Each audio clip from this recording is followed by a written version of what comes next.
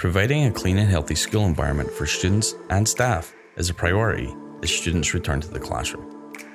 Intensive cleaning procedures and emphasizing healthy habits will help prevent the spread of COVID-19. Each classroom will be cleaned and sanitized each day. Throughout the day, staff will frequently clean high-touch areas such as countertops, desks, doorknobs, keyboards, light switches, handrails, and so on, with cleaning and disinfectant products. A deep clean will be conducted at each school on Wednesdays when students are not at school. Students will be instructed on proper hand washing and infection prevention practices. Sharing supplies and devices will be discouraged. Items that are shared will be sanitized after use. Students are encouraged to bring water bottles to fill because drinking directly from water fountains will not be permitted.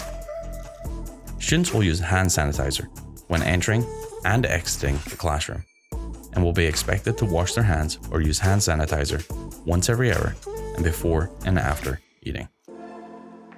Thank you for your cooperation as we work together to keep everyone safe and healthy. Learn more at sbs.org/reentry.